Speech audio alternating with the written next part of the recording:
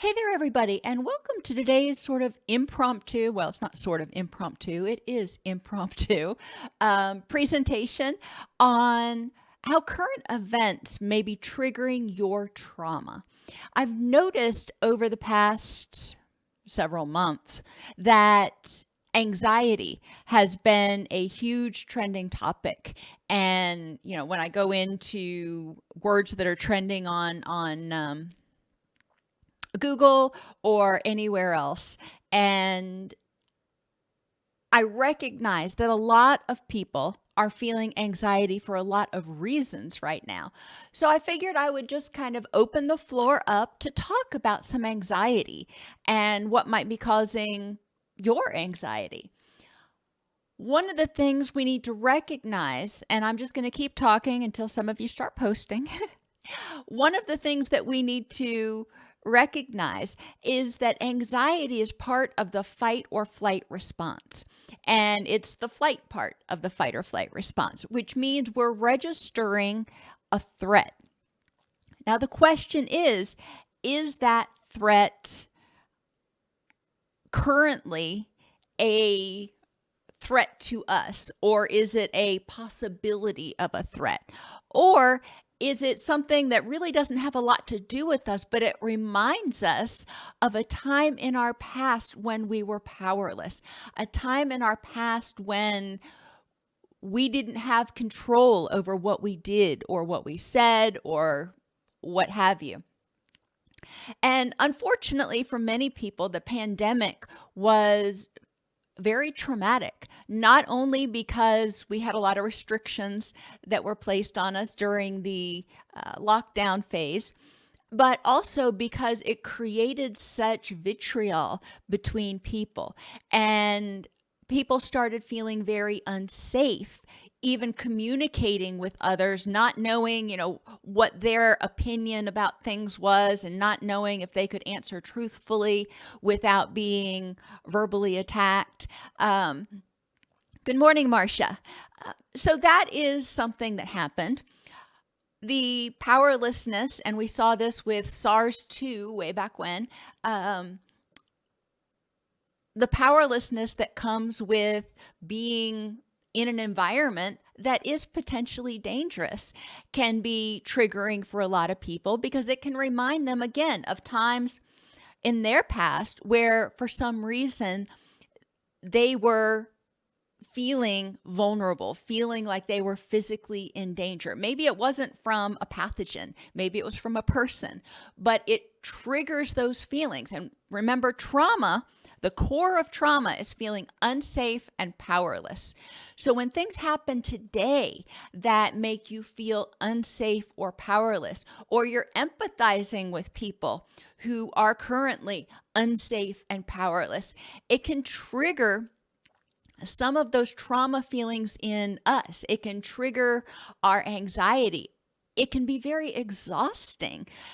For some people, it may trigger depression because they're empathizing with other people who may be hopeless and helpless and powerless, and they are unable to do anything. And depression is that sense of hopelessness and helplessness.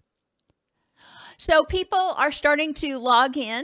Again, this is an open forum today where we're just talking about anxiety and trauma and kind of what's triggering people's anxiety and trauma right now. So if you feel like sharing, I would love to hear. Otherwise, I'll just continue kind of providing some insight into what may be going on with us. And a lot of people lately feel exhausted or irritable, and they don't know why. They don't know why. And I really encourage them, you, if that's you, to be mindful of what is going on right now that might be triggering your prior trauma, or that might be just in reality making you feel unsafe and powerless. Every time Jerome Powell comes on and starts talking, my heart kind of goes into my throat, because I'm getting close to that retirement period, and my retirement account generally takes a big hit when he talks. So I feel really anxious because there's nothing I can do about it. There's just nothing I can do about it. I've done everything I can as far as having a diversified portfolio and blah, blah, blah, blah, blah. But when the entire market's tanking, the entire market's tanking. When I get on Twitter, or I'm sorry, it's called X now. When I get on X and there are certain news stories that are trending and I recognize that they are issues that are much larger than me. However, I do have a certain sense of anxiety, apprehension, as well as compassion for people who are suffering. I have some anxiety and apprehension about really what the future holds. And it's important to really go back to that FitCat. Facts in this context at this time. Am I safe? Am I objectively safe? What can I control? If this thing happens that I'm worried about, I get sick, for example, okay. What is the probability that it's going to be catastrophic versus my fear, my emotion-based reasoning that says, oh my gosh, the world is going to end. Hello, Roller Girl. Welcome back. Hi, Pretty Officer and Melissa. Again, what questions do you have about anxiety, particular things that are triggering your anxiety, particular ruminations you may be having? Hello, Bridget.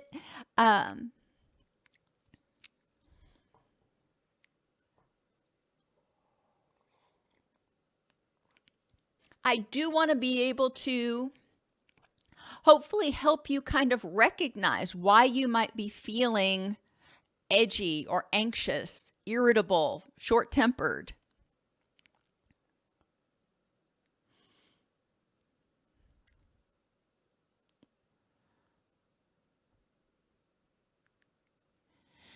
Unfortunately, when people are experiencing anxiety for whatever reason, whether they are under an actual threat, whether they are detoxing from substances, and that includes psychotropic medications, it can feel overwhelming because your nervous system is not behaving. It's not doing what it's supposed to do.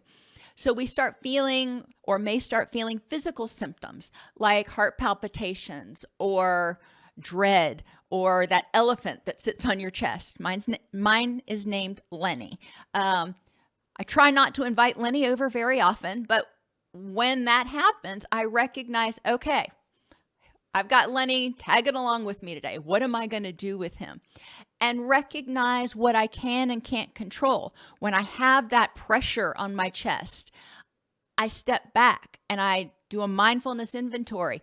What is it that is causing my anxiety or distress at this point? Is it physical? Is it interpersonal? Is it emotional? Is it cognitive? Is it environmental? And sometimes I might not be able to change it, but once I've identified it, then I can say, all right, what can I do to tolerate this distress at this point in time and use my energy to move toward my rich and meaningful life?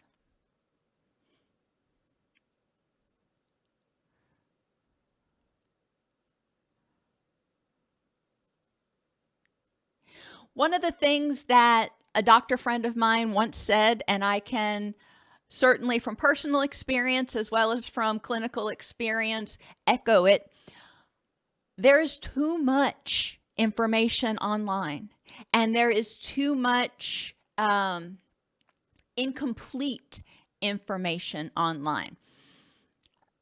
It used to be, and they've done a much better job lately. It seems like they've kind of done a rewrite of WebMD. But it used to be if you went to WebMD, every time you had a symptom, it could be, this, that, or the other thing, or cancer. Cancer was thrown in there for everything.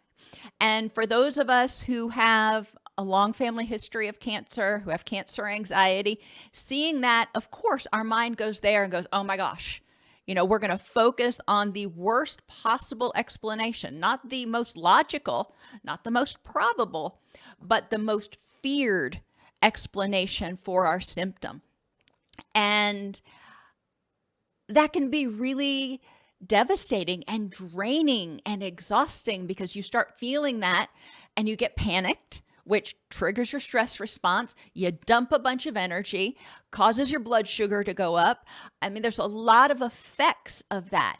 And I have learned over the years, when I'm having a symptom, to first stop before I even go online, or if one of my animals is having a symptom, to stop before I go online and think to myself, what are the likely causes of this? Has anything changed in the past day, 2, 3, that might be contributing to or causing this particular symptom right now? Honestly, I really try to stay off of a lot of the health websites. I've noticed on the Weather Channel app, which I use frequently, check the weather, see if it's going to rain, whether I need to water the garden, yada, yada. But there are frequently clickbait ads on there that are anxiety provoking. And one of the things, and we've talked about this in other videos, one of the things that the media has been trained to do is to cause you anxiety. Why? Because you click on anxiety. Anxiety sells, if you will. People don't want to be anxious. People, if you elicit some fear in them, they want to get the information so they can figure out if they're in danger. They want to get the information to figure out how to fix it. The news is the same way. They don't generally taunt you with stories about puppies and rainbows and, kids being successful and blah, blah, blah. They let you know in the teasers about the shooting or the car accident or whatever it is that they think is going to crank up your anxiety enough to get you to tune in. Don't buy into it. Ask yourself, is this the whole picture? When you watch the news, a lot of times, for me, when I turn it off, I'm depressed. I'm like, oh my gosh, that's awful. Everything I just saw, it feels like everything is going to hell in a handbasket. And I have to back up and force myself to think about, what is it that they didn't say? What is it that they didn't report on? The kids that made honor roll, the kids that were successful at something, the people who did nice things. You don't really hear about that. You may have this one little 3-minute snippet on the news once a week about somebody who did something good, but you don't really hear about the good Samaritans. You hear about the bad Samaritans. We need to get the rest of the information. What you're seeing is incomplete. So ask yourself, what is it that they're not saying? In dialectical behavior therapy, Linehan talks about turning your attention, turning your mind. When we're anxious, when we're stressed, when we're depressed, when we're angry, we're focusing on the threats. Well, if you think that a viper is going to come out and bite you, of course, you're going to devote all of your attention to looking for that viper. You're not going to notice the birds that are singing and the bunny rabbits and the chipmunks and whatever else, the things that are not harmful, the things that might bring a smile to your face. So it requires us to intentionally engage our prefrontal cortex, our executive functioning, and say, all right, brain, thank you, amygdala. Thank you for letting me know about this threat. I recognize it, I respect it, and I'm going to notice the rest of the picture so I can get a more balanced view of life.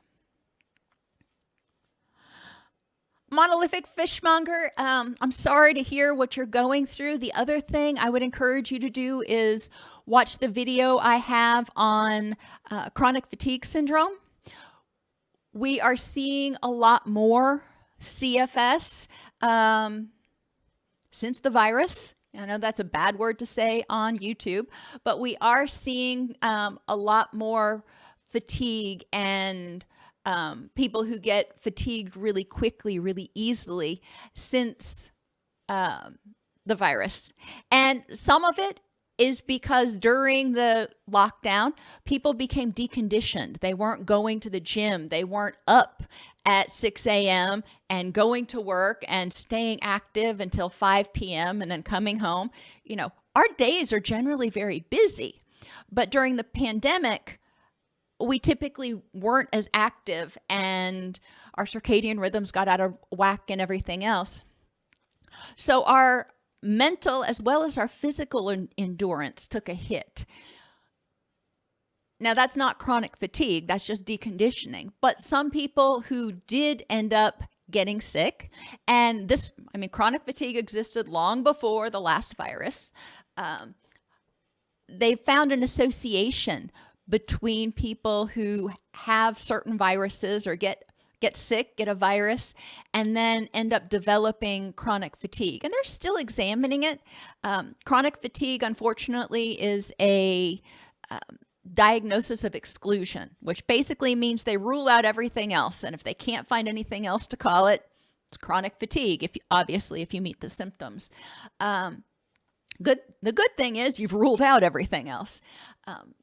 So hopefully, even if you don't have chronic fatigue, that video might be helpful to give you some tips for dealing with lethargy, for being compassionate with yourself when you're having a bad day and you can't do it.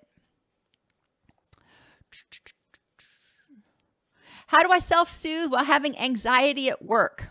That's a great question. I mean, part of it obviously depends on what kind of work you do. Your YouTube name is Pretty Officer, so if you're in law enforcement of some sort, obviously you may not be able to downregulate right away. You may have to focus on what you're doing. But when you're having anxiety at work, recognizing the anxiety, stopping right there, literally or figuratively, and asking yourself, is there a threat to me in this context at this time? And if there's not, good. Next question, what is it that I am feeling might be threatening or might be making me vulnerable? And examining if you're anxious because you think your supervisors are getting ready to criticize you, or your colleagues don't like the way you do something, or whatever your ruminations are, noticing those and checking them against the facts. Are you using emotional reasoning where you feel anxious, therefore there must be something that's bad getting ready to happen, or these people must be angry with you for something? From fact-based reasoning, what evidence do I have that says my boss is going to criticize me for something? Or what evidence do I have that my coworkers don't like working with me? What evidence do I have that I'm doing a bad job? Now, if you're in customer service, for example, some days, and my son is in customer service right now, some days are really hard because people just unload on customer service. You've got all the Karens of the world. And sometimes it can make you question, am I doing a good job? Am I doing the right thing? And start getting anxious and questioning yourself. So checking the facts in that case too. Triggering your vagus nerve can also be helpful. Slowing your breathing by intentionally, just if you're working a cash register or something, intentionally focus on your breathing while you're doing your job. Breathe in and breathe out. Now, you don't have to, make a big production of it, but notice your breathing and try to slow it down. You can do what's called square breathing. If you can excuse yourself from your situation for a second, breathe in for 4, hold for 4, exhale for 4, hold for 4, and repeat. Another thing you can do, if you're allowed to chew gum at where you're at, you can chew gum and blow bubbles. Chewing itself stimulates the trigeminal nerve and indirectly stimulates the vagus nerve, which is your relaxation nerve. So that's good. And apparently Lily's having a nightmare. Sorry if you can hear her barking. It stimulates the vagus nerve, which can help turn on your relaxation response.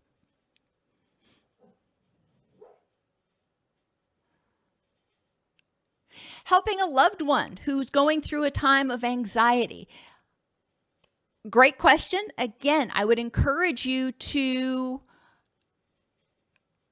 reflect on what can you do to help them feel safe and empowered, safe and capable, safe and supported. And, obviously safe is the first word, but that is the biggest step. And sometimes it will be a matter of helping them, serving as a sounding board and helping them process their thoughts and explore their thoughts for the facts in this context at this time. How accurate, what are the facts for and against my beliefs? What are the facts for and against my feelings in this moment? That's one of the biggest things for in the moment helping.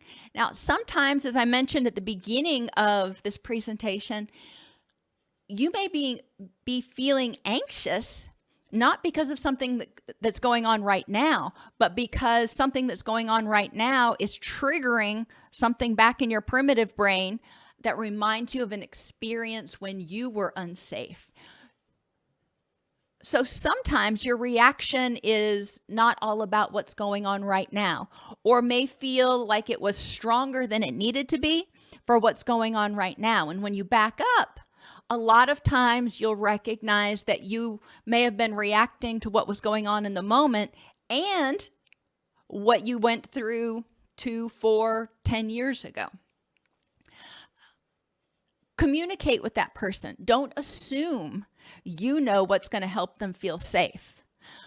Try to avoid the platitudes of, it'll be okay, we can get through this, blah, blah. That may not be helpful for them. So ask them, when you're feeling anxious, number one, what causes you to feel anxious? What things trigger your anxiety? What thoughts, what feelings, whatever. So you can be more aware and you can potentially help them be more aware. And what is it that's helpful?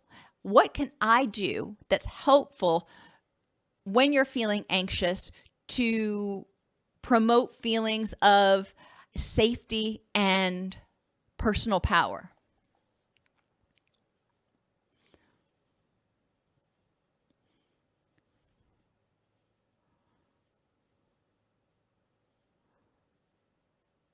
Roller Girl has a great suggestion for rolling a acupressure ball. You can roll it behind your neck. You can roll it on your hands. You can roll it under your feet. Those are all points where we've got a lot of nerves that communicate in our nervous system. And some people do find that can be really helpful when they're feeling anxious. In dialectical behavior therapy, one of the things that Linehan talks about for distress during distress tolerance is to basically shock the system. You can hold ice cubes or put a cold compress on the back of your neck. You're like, what's the point of that? Well, because when you're when you're holding an ice cube, I can tell you're not thinking about whatever it is that you were, anxious about. after a couple of minutes. I have arthritis in my hands and carpal tunnel, so I've had to do ice baths before. And the first 5 minutes are just excruciating. So from personal experience, I can tell you that it really does help divert your attention. What's the point of that? Well, because when you pull your hands out, you're empowered to pull your hands out and make the pain stop. And your brain's done forgot what you were anxious about in the first place. You've toned down that stress response, and you're more able to get into your wise mind. So great suggestion, Roller Girl.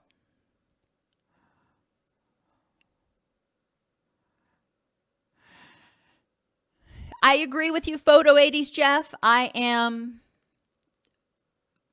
find that I am very much more at peace if I'm not on social media, with the exception of limited YouTube channels. And it's important to be able to screen for that.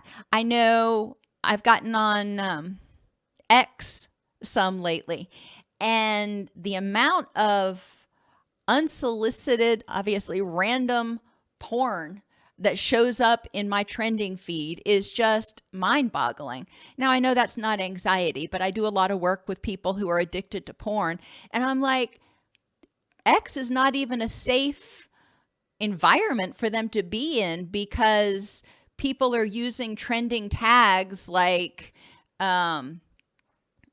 hashtag Olympics and in posts that are very graphic pornography. So it's showing up for everybody, and it's just kind of disappointing and frustrating. But it's also given me a motivation to not even go on X anymore.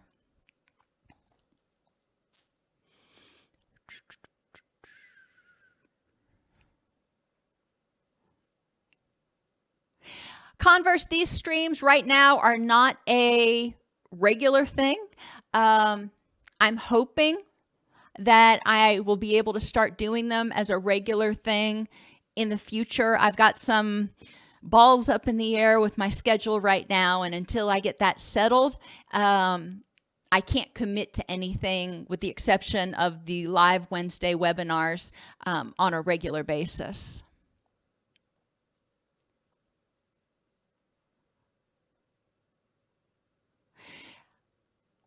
I hear you, pretty officer. Probation and parole, that was my first job out of graduate school, was working as the mental health liaison, and I was actually stationed in the P&P office. And what y'all go through, what y'all do is exhausting and huge and can be frustrating. And I can see where there can be a lot of anxiety about different things. I would encourage you to consider writing down all of the things that you're anxious about with regard to work, for example, and evaluate them based on their facts and context. And if there are some things that your supervisor could do to potentially help provide a more supportive environment, consider talking to them. Now, if your supervisor is part of the problem, then it's going to be a matter of figuring out how to cope with that. Some people's supervisors have a authoritarian sort of approach, which can be intimidating for people. And evaluating your assumptions about what your boss is thinking or meaning compared to what they actually say, it can also be helpful.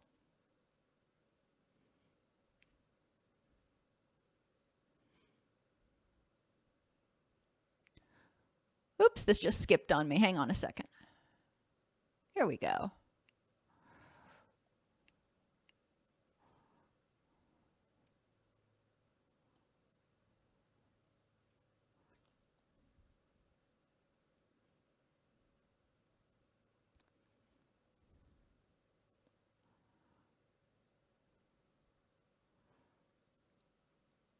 The ice pack on your neck can be very helpful for a lot of things, but I've always been a bigger fan of ice, despite my complaining a few minutes ago about the ice baths. Ice packs on my neck and on my shoulders when they get really tense, that helps me relax because it gets kind of all numb. And then as it thaws out, it feels like my muscles relax. I find that more therapeutic a lot of times than heat, which is what most physical therapists and doctors and stuff would recommend for neck tension. Do what works for you. Experiment with a few things. When I do a heat pack, and of course, this is the one day I don't have it in here, I use a great big old tube sock of my husband's, old tube sock that he's not using anymore, obviously. And I fill it with rice. And then I tie up the tube sock and I can put it in the microwave. I can add a couple of drops of essential oils onto it. Once it comes out in the microwave, that heats up the essential oils and kind of makes the smell emanate from the heat pack. That's a really inexpensive way to make a heat pack, but it's also heavy. And that weight, just like if you're wearing a weighted vest or using a weighted blanket, that pressure actually triggers oxytocin receptors and can help calm you down a little bit. Think about, if you're not familiar with those other things, the thunder vests that they have for dogs. Having that pressure on them helps them feel safer and more secure.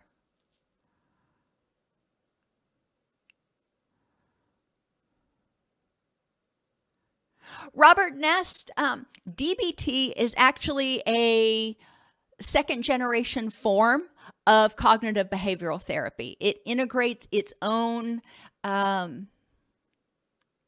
techniques and its own methods. DBT, if you're doing it to fidelity, is not just techniques like distress tolerance and Dear Man and those sorts of things. It's actually an entire process that involves counseling and periodic check-ins, as well as counselors meeting on a weekly basis to receive supervision or to staff their cases and get feedback from other people about what's going on to make sure that they are remaining objective. So DBT as a therapeutic approach is unique, but it uses cognitive behavioral therapy tools, as does acceptance and commitment therapy. Great question.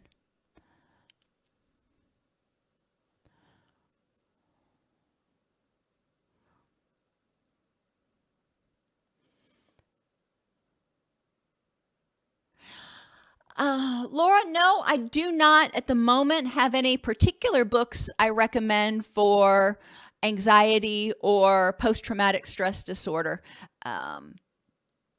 Generally, your books on cognitive behavioral therapy will be good.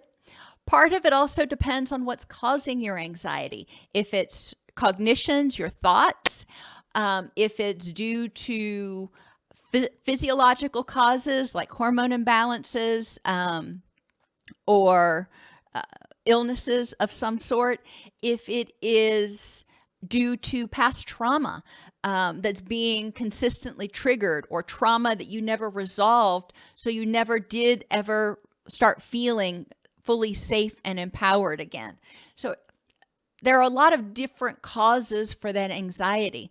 There can also be anxiety that's just caused by the environment. And what I mean by that is too much noise, too much activity. It's just overstimulating.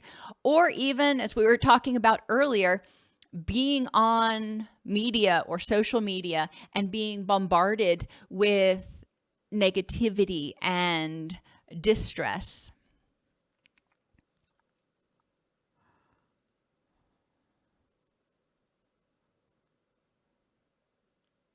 Mr. Leslie, I am glad you're enjoying the KDAC track.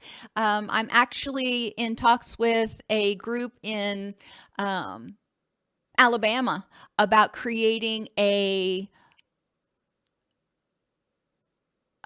additional track, a supplemental track, or whatever, if you want to say it that way, that can help people who are working in faith-based recovery settings.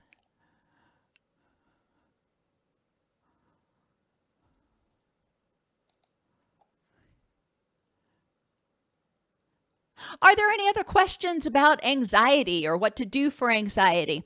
Adriana, can you put the AI address in the chat for people? If you go to my AI, you can ask it, you can query it to find out what I've said about different topics, and to also get referrals. There are inline citations that will take you to the exact point in the video that it is referencing. So instead of trying to guess, well, does she have a video on this? Ask my AI. My AI knows.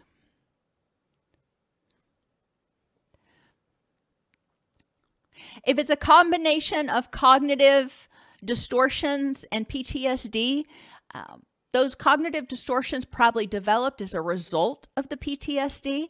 So evaluating your current situation to develop a sense of safety and empowerment, developing tools to be able to handle the distress when you start processing the trauma, and then taking steps to process the trauma, whether it be through cognitive behavioral and talk therapy or EMDR or something else.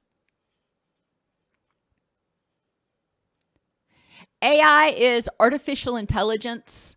Sometimes they call it my language model, which I don't know why they call it a language model, but whatever. It's my own little chat GPT that's educated or informed solely by my videos.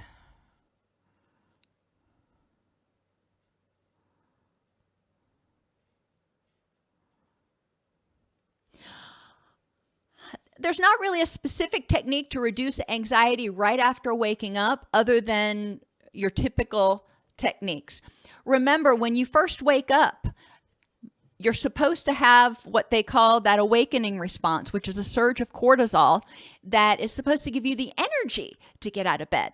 Now, some of us, we have an exaggerated cortisol response, and it goes past energy into anxiety and sometimes dread, and you just want to pull the covers back over your head. Evaluating your thoughts at that time for their accuracy in the moment. Recognizing if you woke up and you're still feeling anxiety from a bad dream, grounding yourself, noticing where you are, when you are, what you're doing, can be really helpful to help your brain kind of disengage and recognize, okay, that was a dream, this is reality.